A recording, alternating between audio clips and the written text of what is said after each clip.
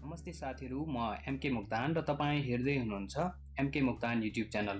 साथीहरु, आजको यस भिडियोमा चाहिँ म तपाईहरुलाई फोटोशपबाट एउटा विद्यालयको शैक्षिक भ्रमण सम्बन्धी फ्लेक्स ब्यानरको डिजाइन कसरी गर्ने भनेर सिकाउने छु। साथीहरु, सबैभन्दा पहिले यदि तपाईले मेरो च्यानललाई सब्स्क्राइब गर्नुभएको छैन भने प्लिज च्यानललाई सब्स्क्राइब गर्न नबिर्सिनुहोला र छेउमै रहेको बेल आइकनमा पनि क्लिक गर्न नबिर्सिनुहोला ताकि आगामी दिनमा आउने नयाँ भिडियोहरू सबैभन्दा पहिले तपाईको माझमा पुग्न सकोस्। साथीहरु, अब लागौं हामी आजको हाम्रो भिडियोतर्फ। सबैभन्दा पहिले तपाई आफ्नो फोटोशप खोल्नु होला। जस्तै यहाँ म पनि आफ्नो फोटोशप खोल्छु। फोटोशप खोलिसकेपछि तपाईं यहाँ देख्न सक्नुहुन्छ, यहाँ यस्तो खालको एउटा इन्टरफेस खुलेको छ। त्यसपछि यहाँ तपाईले यहाँ देख्न सक्नुहुन्छ क्रिएट न्यू ओपन र म यहाँनिर तपाईको एउटा डकुमेन्ट क्रिएट गर्छु र त्यसको लागि चाहिँ यहाँ क्रिएट न्यूमा क्लिक गर्छु। क्रिएट न्यूमा क्लिक गरिसके पछाडि आज चाहिँ म तपाईहरुलाई 2 फिट बाइ 3 फिटको चाहिँ एउटा ब्यानर डिजाइन गरेर देखाउने छु। त्यसको लागि चाहिँ सबैभन्दा पहिले फर्स्टमा यहाँनिर म साइजमा जान्छु। साइजमा यहाँनिर विड्थमा चाहिँ म तपाईको 3 फिट भनेपछि 12 × 3 गर्दा 36 हो। यसमा ठीक रहेको छ। यसलाई मैले यसरी नै राखिदिएँ र हाइटमा चाहिँ 2 फिट भनेपछि 12 × 2 गर्दाखेरि 24 हुन्छ। यसमा मैले 24 राखेँ। यो चाहिँ मैले 3 बाइ 2 को ब्यानर बनाउन खोजेको हो, त्यसैले यहाँनिर साइज मैले त्यही अनुसारको 36 इन्च बाइ 24 इन्च राखेँ। त्यसपछि यहाँनिर रेजुलेसनमा 72 रहेको छ। यसलाई 72 नै राखेँ किनभने तपाईले कुनै पनि फ्लेक्स अथवा ब्यानरहरुको डिजाइन प्रिन्ट गर्नको लागि चाहिँ 72 देखि 100 को बीचमा चाहिँ रेजुलेसन राख्नुपर्ने हुन्छ। त्यसैले यहाँनिर मैले यसलाई 72 मै राखिदिएँ र तल यहाँ देख्न सक्नुहुन्छ तपाईले यहाँ कलर मोडमा यहाँनिर CMYK रहेको छ। मैले यहाँनिर यसलाई CMYK मै राखेँ किनभने यो हामीले प्रिन्टमा पठाउनु पर्ने हुन्छ। त्यही भएको कारणले गर्दाखेरि प्रेसमा पठाउनको लागि प्रिन्टको लागि चाहिँ तपाईको CMYK कलरै चुज गर्नुपर्ने हुन्छ। यति गरिसकेपछि अब म यहाँनिर क्रिएटमा क्लिक गर्छु। क्रिएटमा क्लिक गरिसकेपछि तपाईले यहाँ देख्न सक्नुहुन्छ यहाँनिर हाम्रो 3 बाइ 2 को एउटा साइज क्रिएट भइसकेको छ। अब हामी यसमा चाहिँ विद्यालयले दिएको अथवा ब्यानर बनाउनको लागि दिएको के कन्टेन्टहरु छ त्यो कन्टेन्ट राख्छौं। सबभन्दा पहिले फर्स्टमा म यहाँनिर विद्यालयको नाम लेख्छु। त्यसको लागि यहाँनिर मैले टेक्स्ट टुलमा क्लिक गरेँ। टेक्स्ट टुलमा क्लिक गरेर यहाँनिर मैले क्लिक गरेँ। यसमा यहाँ क्लिक गरेपछि तपाईले देख्न सक्नुहुन्छ यहाँनिर टेक्स्ट आएको छ। यही टेक्स्टलाई मैले कन्ट्रोल र टी थिचेर यसलाई मैले यसरी ड्र्याग गरेर बढाइदिएँ। त्यसपछि म यहाँनिर तपाईको स्कुलको नाम लेख्छु। जस्तै यहाँनिर रहेको छ स्कुलको नाम श्री आधारभूत विद्यालय अनि गाउँ र म यो टेक्स्टलाई अलिकति सानो बनाउँछु। यहाँनिर हाम्रो यहाँ टेक्स्ट बिग्रेको छ अनि गाउँ यति भइसके पछाडि म अब यो टेक्स्टलाई चाहिँ तपाईको सर्कलमा राख्छु। यसलाई चाहिँ सर्कल भित्र राख्छु।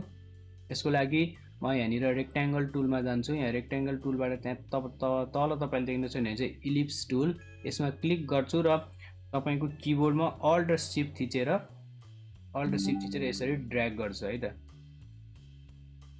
यसरी ड्र्याग गरे मैले। यसरी ड्र्याग गरेपछि तपाईले देख्न सक्नुहुन्छ यहाँनिर येल्लो सर्कलमा यो फिल भएर आएको छ। यसको लागि मैले यसमा क्लिक गरेँ र फेरि म यहाँनिर तपाईको पाथ सिलेक्सन टुलमा गएँ। पाथ सिलेक्सन टुलमा गएर यसमा क्लिक गरेर जुन यहाँ माथि तपाईले देख्नुहुन्छ भने फिल देखाएको छ, यसको फिलमा चाहिँ मैले यहाँनिर यो फिललाई चाहिँ नो कलरमा राखिदिएँ र जसरी यहाँनिर फेरि मैले सिलेक्ट गरेँ र फेरि मैले यसलाई चाहिँ पाथ सिलेक्सन टुलमा क्लिक गरेर यो जुन हाम्रो स्ट्रोक रहेको छ यसमा चाहिँ स्ट्रोकमा चाहिँ ब्ल्याक कलर राखिदिएँ। ब्ल्याक कलर राखेपछि तपाईले यहाँ देख्न सक्नुहुन्छ यहाँनिर हाम्रो एउटा सर्कल क्रिएट भएको छ र यही सर्कल भित्र चाहिँ म तपाईको यो टेक्स्टलाई राख्छु। त्यसको लागि चाहिँ यो टेक्स्टलाई मैले क्लिक गरेँ र कन्ट्रोल A गरेर सिलेक्ट अर गरेर यसलाई कपी गरेँ। कन्ट्रोल C ले कपी गरेँ। कन्ट्रोल C ले कपी गरिसके पछाडि अब म यो टुलमा यसरी सिलेक्ट गर्छु र टेक्स्ट टुलले तपाईको यहाँनिर क्लिक गर्छु। यसको बिचमा क्लिक गरिसकेपछि तपाईले देख्न सक्नुहुन्छ यहाँनिर टेक्स्टहरु आएको छ अटोमेटिक र यसलाई मैले कन्ट्रोल A सिलेक्ट गरेर जुन अघि हामीले यो विद्यालयको नामलाई कपी गरेको थियो त्यसलाई कन्ट्रोल V पेस्ट गर्छु। यसरी पेस्ट गरिसके पछाडि यहाँनिर हाम्रो सर्कलमा टेक्स्ट आएको छ र यो भित्रको यो सर्कललाई चाहिँ मैले डिलिट बटनमा क्लिक गरेर हटाइदिएँ र यसलाई मैले हल्का तल सारिदिएँ। यसपछि अब म यसको अलाइन मिलाउँछु। यसको लागि चाहिँ म फेरि पाथ सिलेक्सन टुलमा जान्छु र यसको यसरी मैले यसलाई घुमाएर सिलेक्सन टुल मिलाउँछु र यसलाई हल्का सिलेक्सन टुलबाट म फेरि यसलाई यसरी मिलाउँछु र यसको साइज बढाइदिन्छु। साइज बढाउनको लागि मैले कन्ट्रोल ए सेलेक्ट अल गरेँ र यसमा 121 रहेको छ।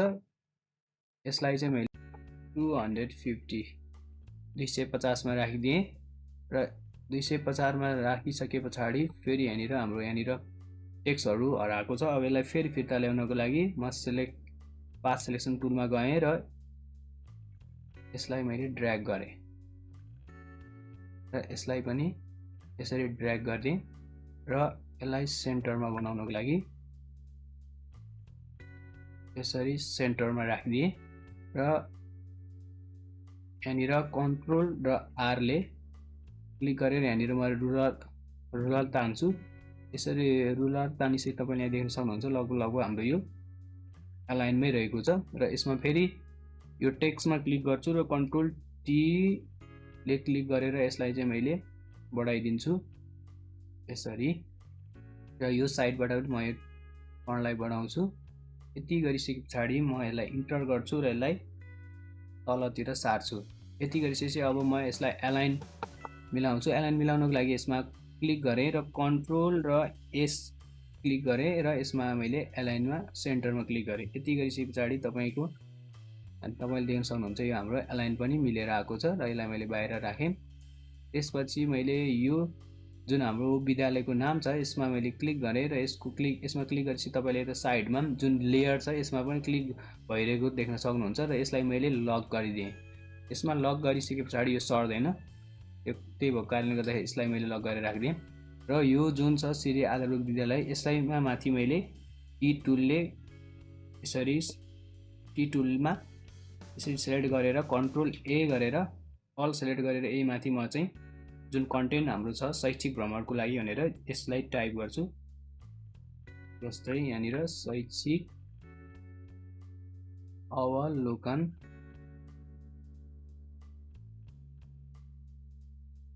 भ्रमणलाई यसरी राखेँ र यो फन्टलाई पनि कन्ट्रोल टी ले ट्रान्सफर्म गरेर यसलाई पनि मैले यसरी तन्काएर बढाइदिएँ।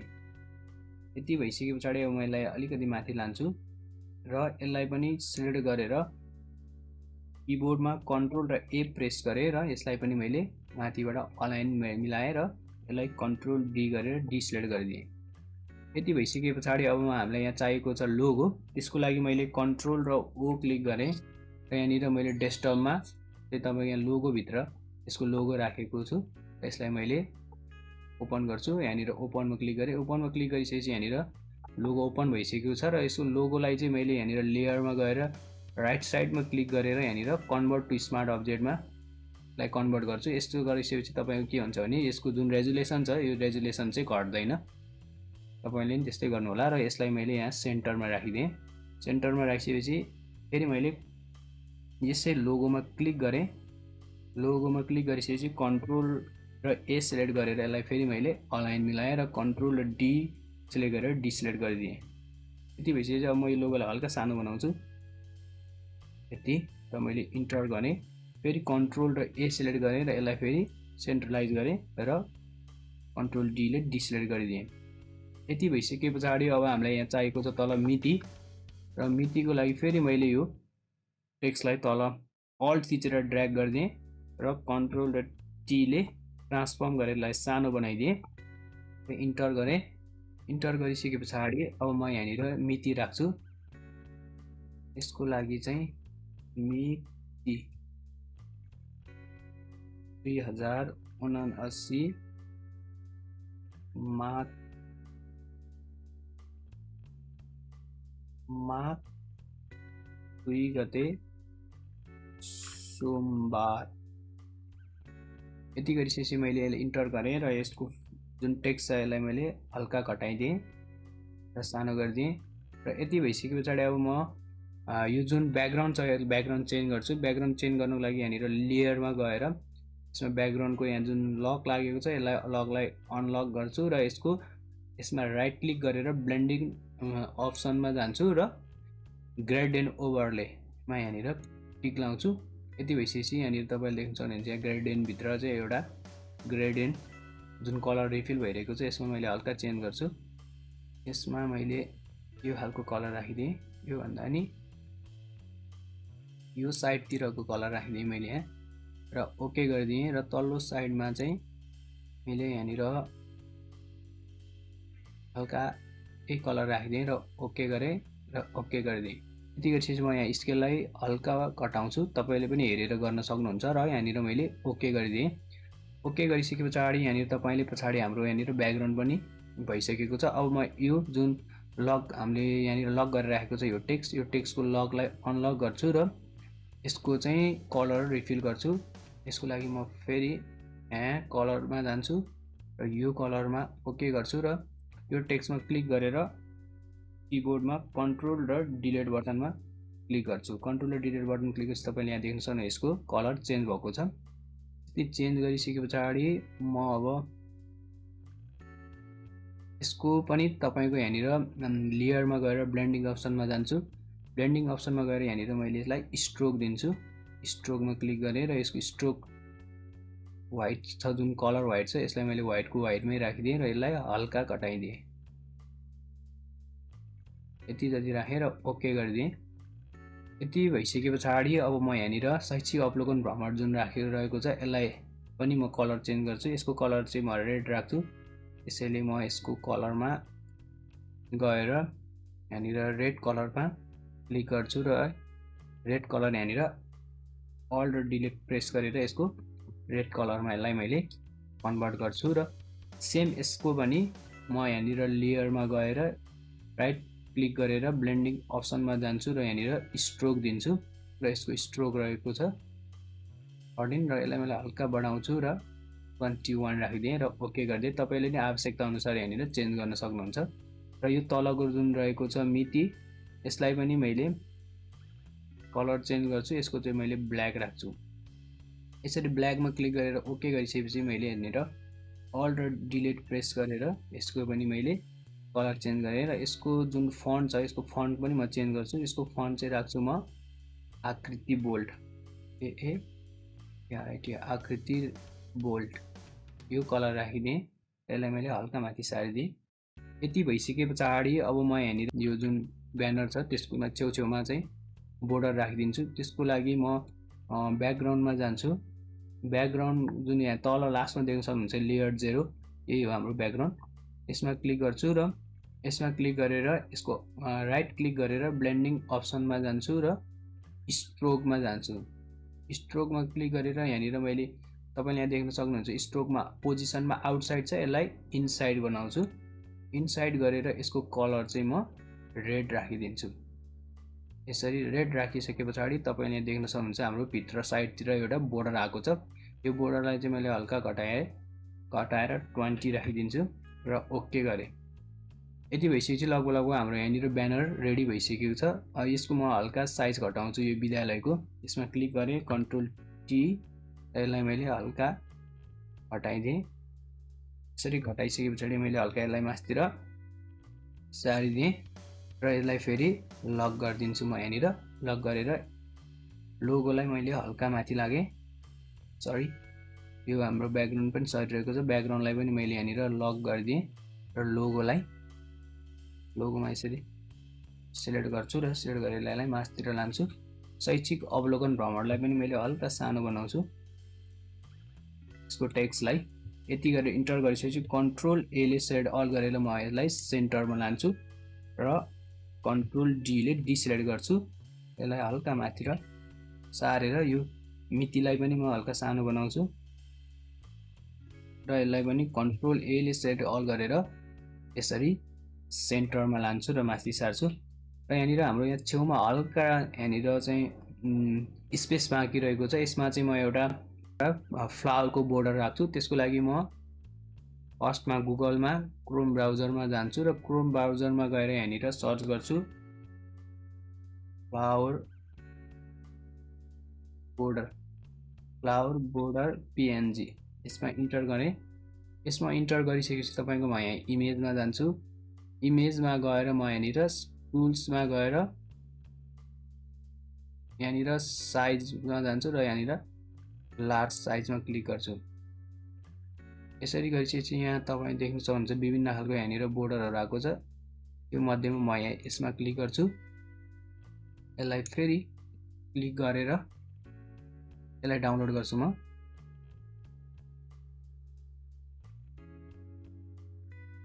तपाईँ यहाँ तल देख्न सक्नुहुन्छ यहाँनिर हाम्रो यो जुन बोर्डर छ फ्लावरको बोर्डर यो चाहिँ डाउनलोड भइसकेको छ। म यसमा क्लिक गर्छु र यहाँनिर सो इन फोल्डरमा गएर यसलाई ओपन गर्छु। यहाँ तपाईँले देख्न सक्नुहुन्छ यहाँ डाउनलोडमा आएर हाम्रो यहाँनिर बसेको छ यो बोर्डर छ। यसलाई चाहिँ म फेरि फोटोसपमा गएर फोटोसप ओपन गर्छु र कन्ट्रोल ओ प्रेस गरेर डाउनलोडमा जान्छु। यहाँ डाउनलोडमा गइसकेपछि यहाँनिर तपाईँको यहाँ बोर्डर देख्न सक्नुहुन्छ। यहाँ बोर्डर आइसकेको छ। ल यसलाई ओपन गर्छु र यो बोर्डरलाई फेरि म यहाँनिर राइट क्लिक गरेर यहाँनिर कन्भर्ट टु स्मार्ट अब्जेक्टमा क्लिक गर्छु र यसलाई कन्भर्ट टु स्मार्ट अब्जेक्टमा क्लिक गरेपछि यसलाई लगेर म यहाँनिर हाम्रो जुन डिजाइन छ यसमा लगेर जान्छु र यो डिजाइनलाई यहाँनिर राख्छु र यसको साइज चाहिँ म हल्का घटाउँछु यसरी। यो शैक्षिक अवलोकन भ्रमणको पनि म साइजलाई यसरी हल्का घटाइदिन्छु। इन्टर गरेर यसलाई मैले फेरि कन्ट्रोल एस अल गरेर यहाँनिर सेन्टरमा ल्याइदिएँ र यो मितिलाई पनि म हल्का माथि लान्छु। यति भइसके पछाडि म यसलाई जुन हाम्रो यो बोर्डर छ यसलाई पनि सेलेक्ट गरेर कन्ट्रोल एले सेलेक्ट अल गरेर यहाँनिर यसमा अलाइन मिलाउँछु र डिसेलेक्ट गरिदिन्छु र यसको लागि फेरि म सेलेक्ट अल गर्छु र यसमा पनि म लाइन अलाइन मिलाउँछु र यसलाई फेरि अल्टले क्लिक गरेर यो जुन हाम्रो फ्लावर छ यसमा क्लिक गर्छु र अल्ट र सिफ्टले क्लिक गरेर यसरी म यसलाई ड्र्याग गर्छु र कन्ट्रोल टीले ट्रान्सफर्म गरेर यहाँनिर राइट क्लिक गरेर यसलाई मैले होरिजोन्टलमा गरेँ र यसमा इन्टर गरिदिएँ र यसलाई फेरि मैले सिलेक्ट गरेर कन्ट्रोल एले सिलेक्ट अल गर्छु र यसलाई यहाँनिर अलाइन यसरी मिलाउँछु र कन्ट्रोल डीले डिसिलेक्ट गरिदिन्छु। यति भइसके पछाडि तपाईँ यहाँ देख्न सक्नुहुन्छ लगभग हाम्रो यहाँनिर ब्यानर क्रिएट भइसकेको छ र यसलाई मैले सानो गरिदिएँ र इन्टर गरेर कन्ट्रोल एले सिलेक्ट अल गरेर यहाँनिर सेन्टरमा ल्याइदिएँ र यसलाई मैले हल्का तल सारिदिएँ र शैक्षिक अवलोकन भ्रमणलाई पनि हल्का तल ल्याएँ र यसलाई मैले हल्का माथि यसको टेक्स्ट बढाइदिन्छु। टेक्स्टको जुन साइज छ यसलाई हल्का गरिदिएँ र यसमा इन्टर गरिदिएँ र कन्ट्रोल एले सिलेक्ट अल गरेर यसमा मैले यसलाई अलाइन मिलाइदिएँ र कन्ट्रोल डीले डिसिलेक्ट गरिदिएँ र यो लोगो छ यसलाई लोगोलाई पनि म हल्का तल सार्छु र यसरी